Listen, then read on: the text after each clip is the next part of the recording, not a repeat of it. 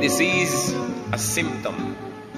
Isang uri ng sakit na hindi lang pala sakit, kundi ito ay isang babala na meron pang ibang sakit. Genesis chapter 12, verses 10 to 13. Now there was a famine in the land, and Abram went down to Egypt to live there for a while, because the famine was severe. As he was about to enter Egypt, he said to his wife Sarai, I know what a beautiful woman you are. When the Egyptians see you, they will say, this is his wife. Then they will kill me, but will let you live. Say you are my sister, so I will be treated well for your sake, and my life will be spared because of you. So Abraham wanted to escape hunger, so he fled to Egypt with his wife Sarai. You will notice na ang tawag pa sa kanila Abram, hindi pa Abraham. Sarai pa, hindi pa Sarah.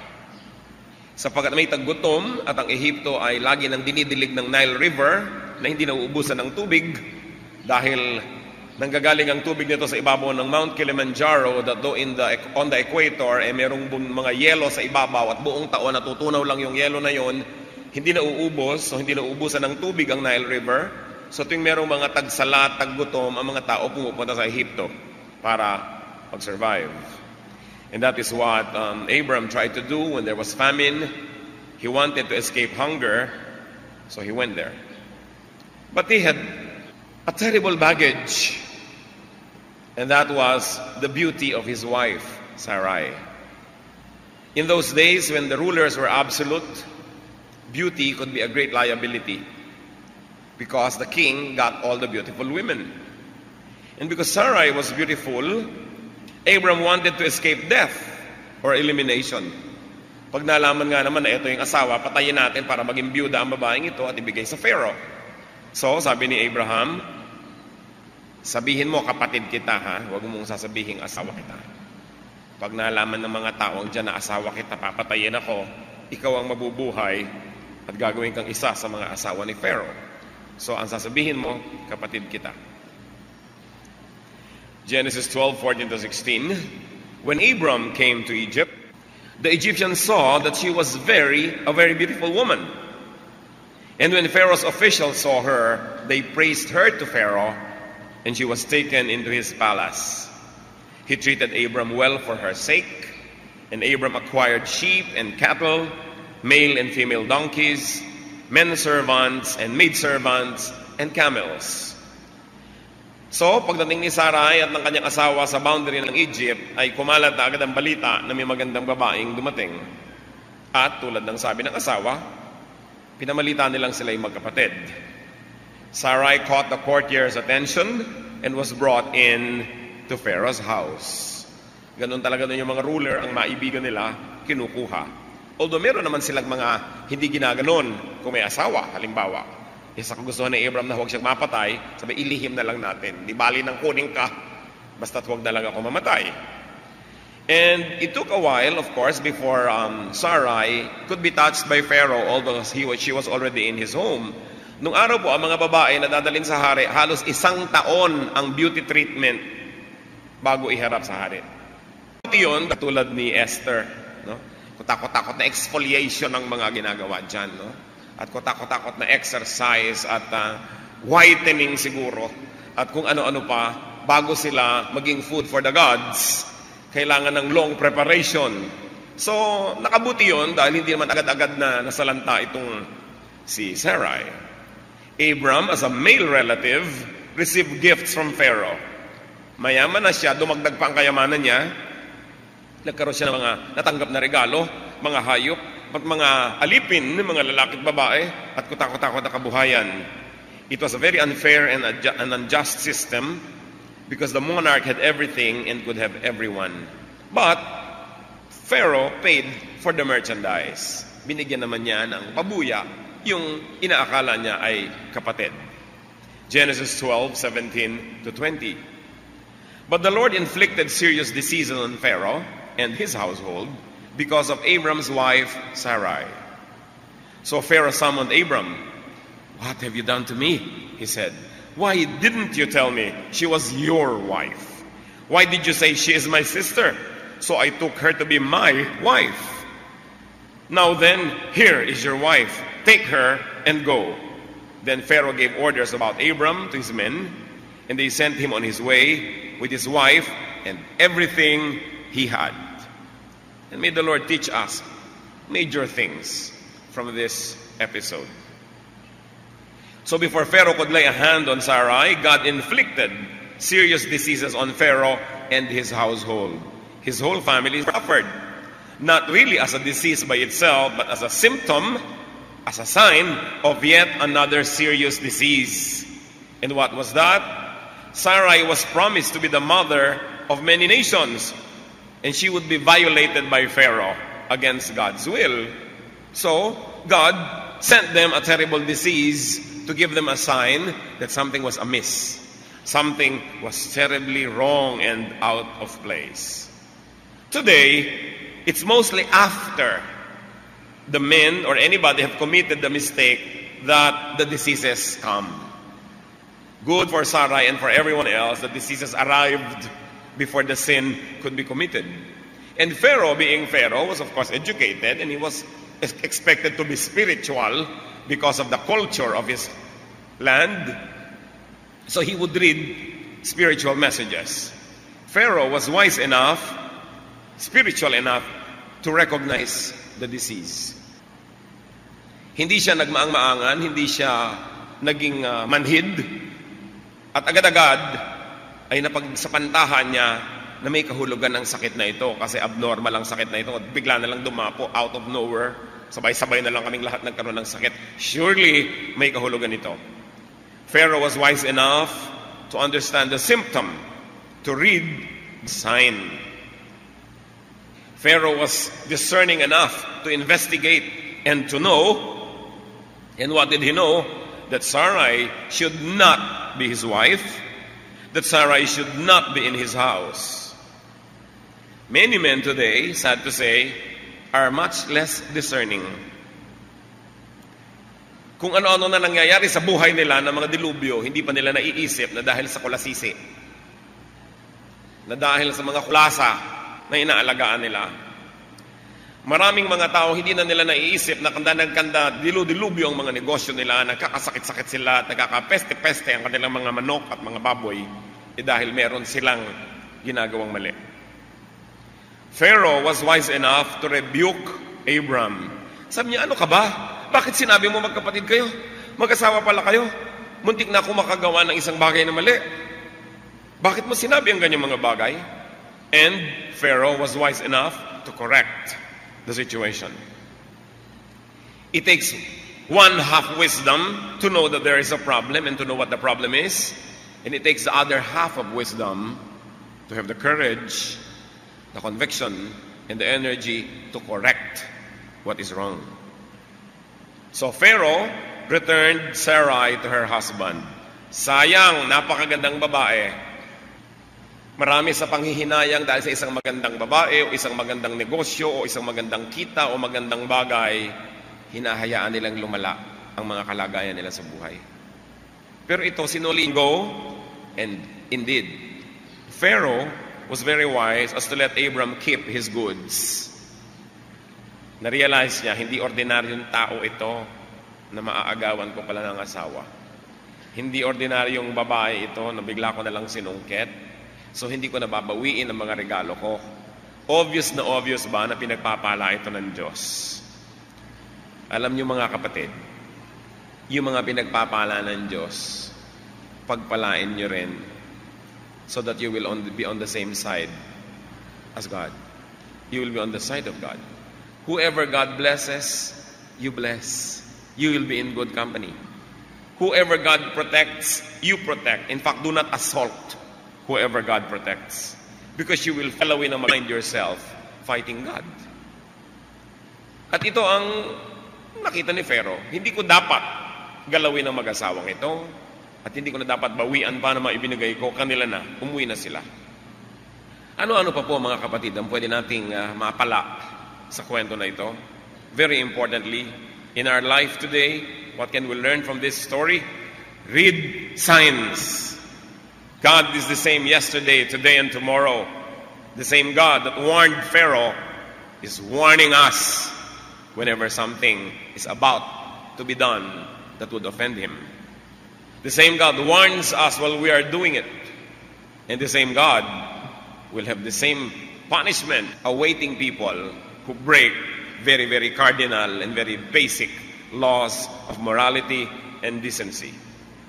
For instance, an illness can be a symptom of something wrong in our collection, in our possession, in our approach and style, in our ways. It is possible. Maaaring may mga sakit tayo na hindi naman pala physical ang pinanggalingan, hindi tunay na mikrobyo o virus. Ito'y isang babala, isang nagsisisigaw na babala na mayroong mali sa ating buhay. Tulad ng kapatid ni Moses, na nang aagaw ng kanyang authority, pinarusahan bigla ng Diyos. Numbers 12:10-11. When the cloud lifted from above the tent, there stood Miriam, leprous, like snow. Aaron turned toward her and saw she had leprosy, and he said to Moses, "Please, my Lord, do not insist against us the sin we have so foolishly committed." You know, Aaron and Miriam were elder brother and sister to Moses. And when Moses was becoming very, very popular, he had the authority, the favor of God, and the leadership. This brother and sister thought that they too, as his brother and sister, must be entitled at least to some respect and authority. And so they began to talk against Moses. Bakit? Si Moses lang ba kinakausap ng Diyos? Diba kami rin? Nalimutan na nila na meron lang sila. Nandun lang sila audience pag kinakausap ng Diyos si Moses. Akala nila kasali na nga sila. At nagalit ang Diyos, binigyan ng bigla ng ketong itong babaeng ito. At biglang yung Lord ang tawag itong kuya sa kanyang kapatid dahil nagkaketong yung isa, sa takot na lang niya magkaroon din siya. Hindi physical lang pinanggalingan ng illness na yon. Nobody infected Miriam. God inflicted her with leprosy because she committed a grave error against God's anointed. In that case, Moses. Meanwhile, brothers and sisters, pay attention. Not all illnesses are symptoms of error. So don't be judgmental. Not all physical illnesses herald the presence of sin in someone's life.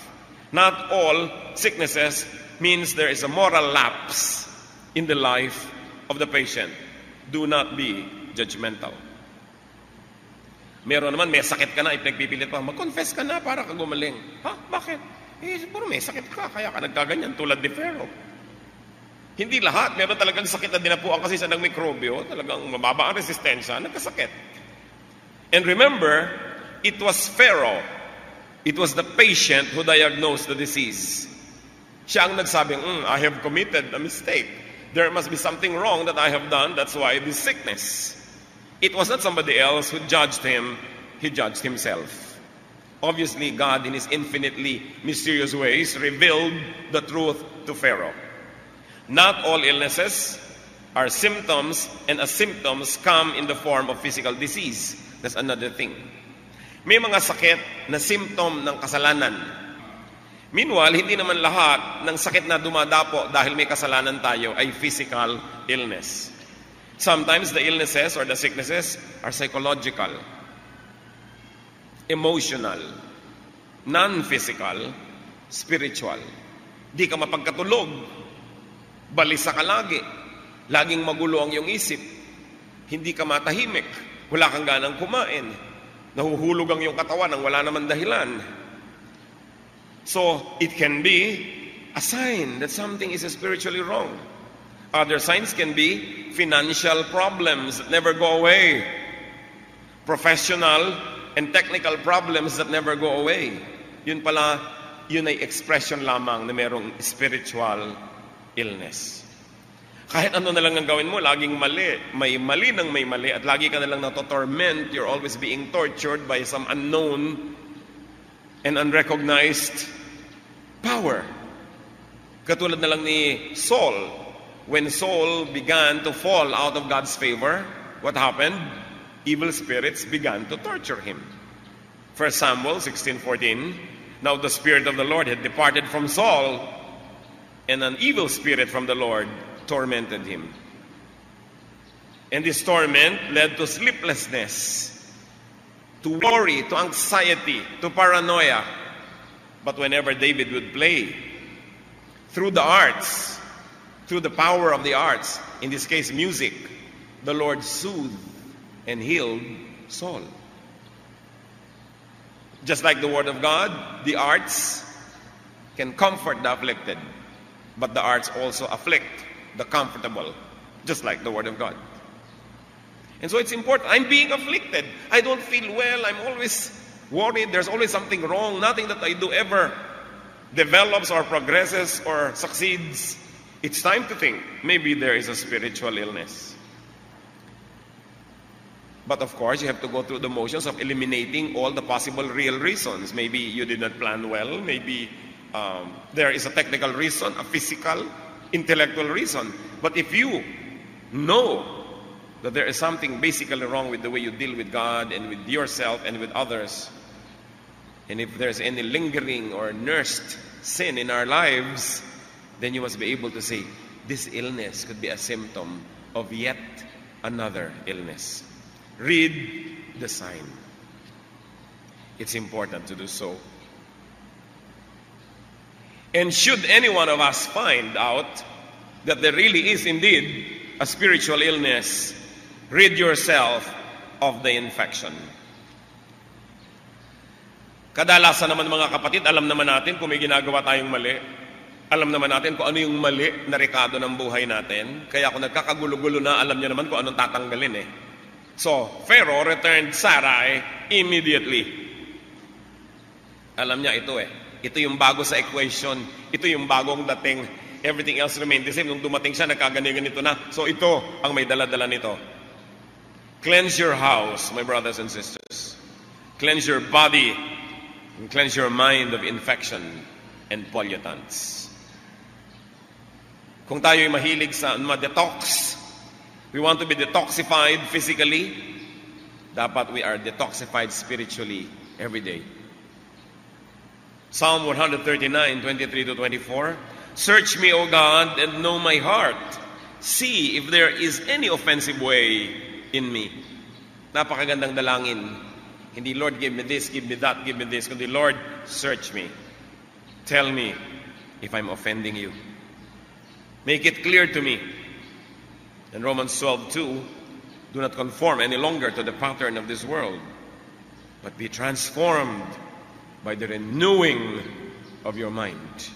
Then you will be able to test and approve what God's will is. His good, pleasing, and perfect will. So huwag nang makiayon. So we ask sa mga hindi dapat ayunan, huwag nang sumama sa mga hindi dapat samahan. Magpasiyasat sa Diyos at palinawin ng Diyos kung ano yung nasa buhay natin na wala dapat doon. Sapagkat dapat yon natanggalin. Kahit yung mga tumor, tinatanggal yan. Yung mga cyst, tinatanggal yan. Because it can infect the body in a more horrible way. You do surgery. But very importantly, we do spiritual surgery. So we ask God to search us. Especially if there are illnesses. Remember yung mga illnesses na pinag-usapan natin. Pwedeng physical, pwedeng hindi. Basta something is wrong, something gives you discomfort or pain, then think and have a one-on-one with God. Many households, many families are infected by germs that a member brings in. Just like the household of Pharaoh. Because Pharaoh brought in a woman that should not be in his house, he and his entire suddenly had horrible diseases. A husband, a wife, a son or daughter can bring into their house immorality, vices, drugs, trouble, errors, and everybody in the house is affected. Kasabihan natin, ang sakit ng kalingkingan, ramdam ng buong katawan. Talaga. Subukan ninyo na ma-murder cure. Na nahiwa ka ng manikurista, ang liit-liit ng hiwa, ramdam ng buong katawan mo. Ganon din yun. Kahit pinakamaliit na miyembro ng ating pamilya, pag nagdala yan ng infeksyon sa loob ng ating tahanan, ramdam nating lahat. Lahat ay apektado. Lalo na kung yung mga leader ang nagdala. Mga tatay na nagkakaroon ng affair, mga nanay na nagkakaroon ng affair, o kaya mga wrong decisions in their lives, even wrong business decisions affect the family. Mga anak na 8 taon na sa high school, naapektuhan ng lahat niyan. Mga anak na uuwi na lang biglang buntis, hindi naman sila dapat naging buntis, kundi dapat i-gumraduate. Naapektuhan ng lahat. Nagda-drugs. Lahat ng ginagawa natin, we bring something home. Just like what Pharaoh did. Gayahin natin si Pharaoh. Nung nagkaroon ng mga karamdaman, nag-isip-isip, ano kaya ang problema? Ano bang nagawa kong mali? Dapat ganun, para hindi na lumala. Keep your home safe and free from spiritual infections. Do not covet. Huwag maghahangad ng hindi sa'yo. Exodus 20:17, you shall not covet your neighbor's house. You shall not covet your neighbor's wife, or his manservant, or maidservant, his ox or beacon donkey, or anything that belongs to your neighbor. Pag tayo naghangad ng hindi atin, lalo't iniuwi pa natin yun, at ninakaw pa kung saan, madadamay ang buo nating sambahayan. Work hard to get what you want, but be contented with what is yours. Hebrews 13:5, be content with what you have, because God has said, never will I leave you, never will I forsake you. Hindi naman tayo kakapusin, hindi tayo magkukulang. Pangako ng Diyos na hindi tayo iiwanan. So kung ano ang nagkakaroon tayo, dahil yun ang bagay sa atin, dahil yun ang karapat-dapat, dahil yun ang kinita natin, yun ang bagay sa ating mga kap, maging kontento tayo. At kung gusto nyo dagdagan yun at hindi kayo kontento doon, dagdagan nyo ang pagsisikap, dagdagan nyo ang paghihirap, pero huwag maghahangad ng hindi sa inyo. And just in case that any of us has brought something home that we should have not brought home, meron tayong pinitas na hindi dapat pitasin, ninakaw na hindi dapat nakawin, inangkin na hindi dapat angkinin, recognize it as a mistake, as a sin, and pay for damages. Restitute, as in Pharaoh's experience. Pinagbibigyan niya ng kabuhayan at hindi na niya binawi.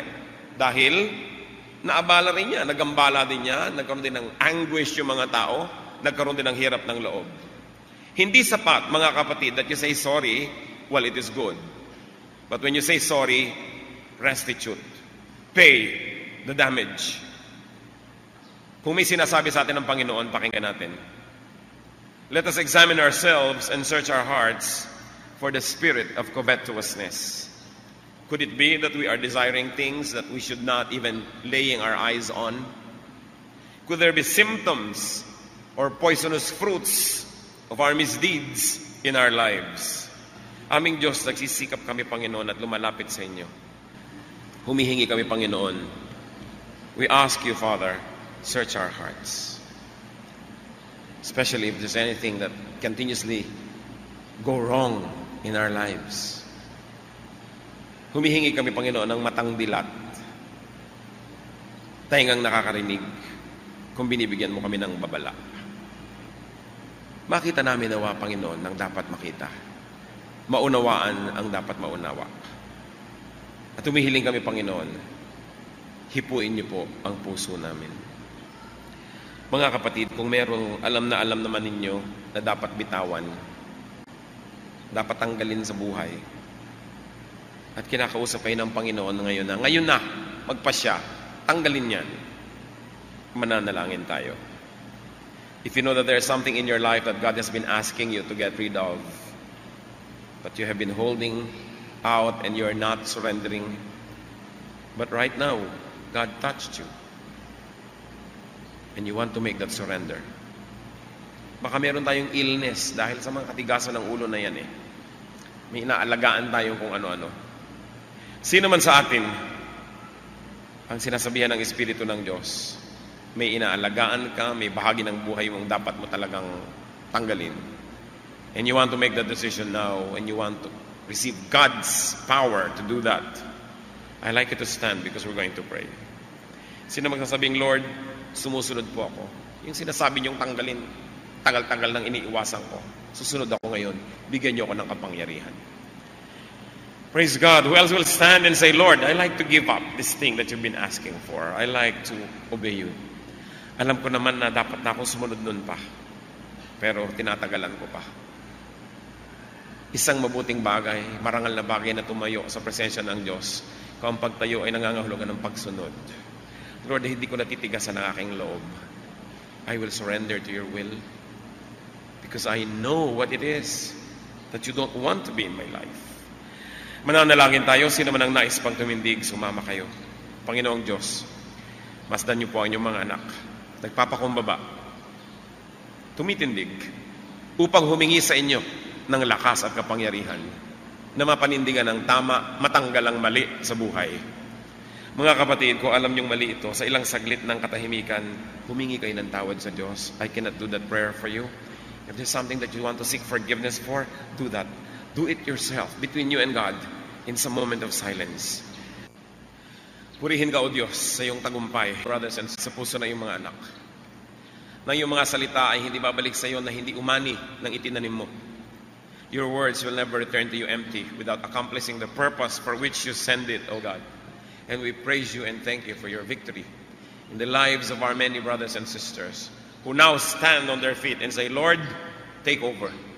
I surrender this that you are asking for. Alam namin, Panginoon, na ang mga hinihingi mo sa aming isuko namin ay talagang makakabuting isuko namin.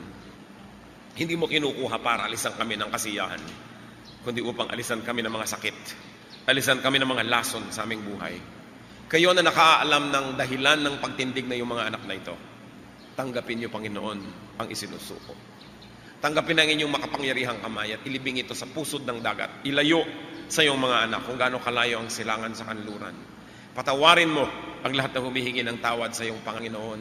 Bigyan niyo po ng lakas na makapamuhay, na bibitawan ang dapat bitawan at hahawakan ang dapat hawakan. Father, we ask that you replace in the hearts of these brothers and sisters, those that will be removed by this surrender, replace the space with your love and your power and joy. Replace it with your prosperity and fruitfulness and happiness. Replace it with your peace.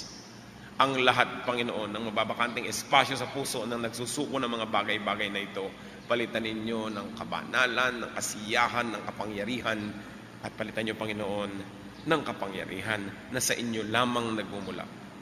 Salamat, Panginoon, at sa aming mga kapatid na walang itinatayo na dahilan at hindi tumayo na nga pinagpapasalamat namin, Panginoon, na maaaring ito'y dahilan na sila ay matagal nang nagsuko sa inyo ng maraming mga bagay. Kung may mga kapatid kami na dapat tumayo at hindi ito ginawa, Lord, may your Spirit continue to talk with such people. Palambutin niyo po ang aming mga puso so that when you speak, O God, we don't harden our hearts as in the rebellion, but we soften our hearts and surrender to your will. Magsiupo po kayo, mga kapatid, at patuloy tayong lahat yumuko sa presensya ng Diyos at manalangin. In silence, ask God to touch you in a spiritual way, in a very personal way. Ask God to search your heart. Kung minsan hindi natin napapansin, baka meron tayong mga kulang o may sobra. In silence, let's all ask God to search our hearts so that God may correct us. God may remove what must be removed, and God may put into our hearts what needs to be there. Dear Lord, listen to the prayer of your people. Be with us in spirit.